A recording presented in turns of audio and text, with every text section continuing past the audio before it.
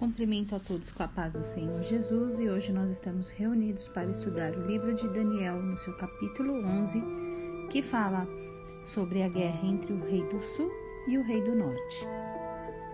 Em resumo, nessa palavra, nós temos ainda o profeta Daniel cativo na Babilônia durante o primeiro ano do reinado de Dário, o Medo. E o mesmo se esforçava para manter-se animado e fortalecido.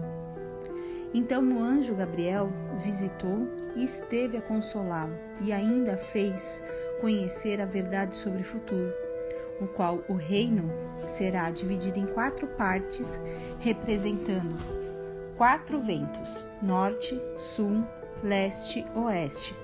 Portanto, o rei do sul, representado pelo Egito, um reino forte, e o reino do norte, representado pela Síria, tornando-se ainda mais poderoso que o Egito, pois ele incorporou demais nações, E esses reinos do leste e do oeste, que posteriormente seria a Grécia, o reino da Síria também tomou posse. Portanto, o reino do sul e o norte guerrearam pelo controle de territórios por muito tempo, e mesmo quando tudo parecia que o Egito iria cair e os judeus seriam libertos para retornar a Jerusalém e também reconstruir os muros e o templo, não resistiram e foram derrotados.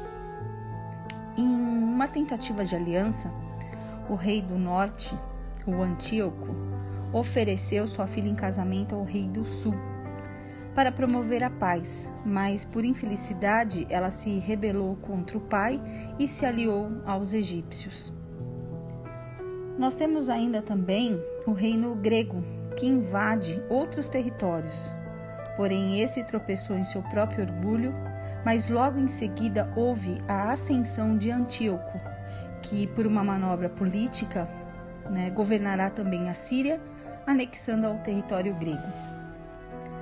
Esse homem vil, do qual a palavra nos fala, desonesto, representado pelo chifre menor, já estudado lá em Daniel 8, nos seus versículos de 9 a 12, ele conseguiu derrotar os sacerdotes judeus e atacar e saquear Jerusalém e o templo, contrapassa,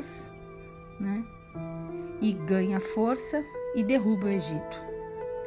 Numa tentativa de paz entre norte e sul, por mecanismos engenhosos e enganosos, os reis se assentam para fazer um acordo, mas nenhum deles vem a cumprir esse acordo postulado. E o norte, com grande espólio de guerra, retorna e se enche de ira no coração contra o povo de Deus. Sabendo que, ao retornar para Jerusalém, instala o caos e profana o templo sagrado, e houve muita guerra e muita violência, culminando em grande perseguição e morte dos cristãos.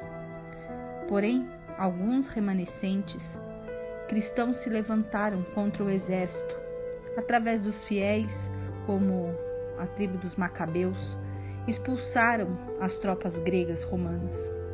Sabe-se que Roma conquistou vários territórios e ficou cada vez mais rica com despojos de guerra, sendo eles adoradores de deuses, e com grande força invade o Egito, reino do sul, e faz novos escravos.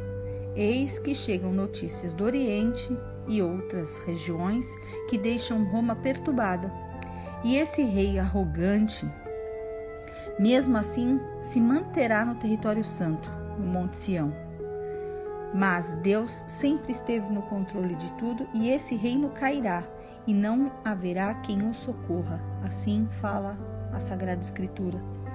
E desta forma termina a revelação que foi entregue a Daniel, o profeta.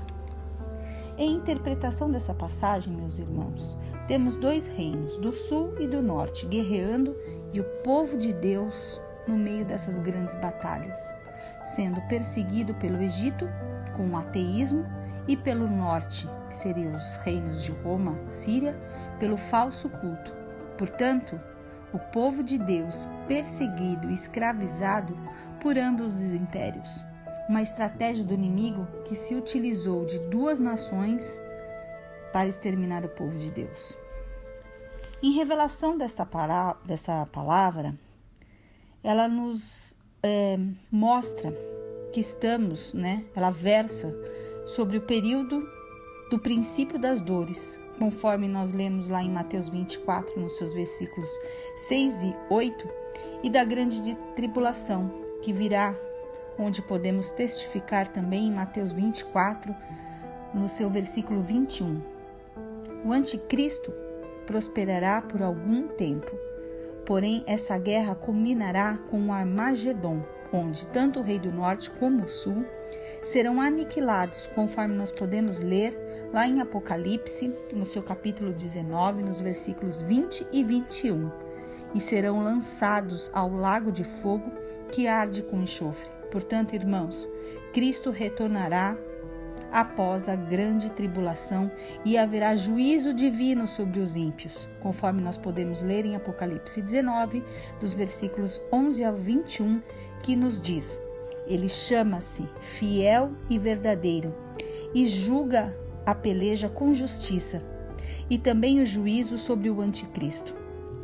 Podemos também testificar isso nas passagens de Apocalipse, capítulo 20, dos versículos 1 ao 3.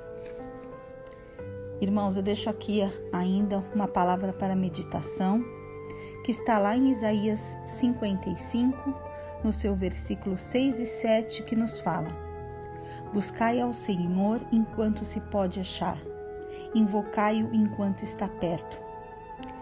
Deixe o ímpio o seu caminho e o homem maligno seus pensamentos, e se converta ao Senhor, que não compadecerá dele.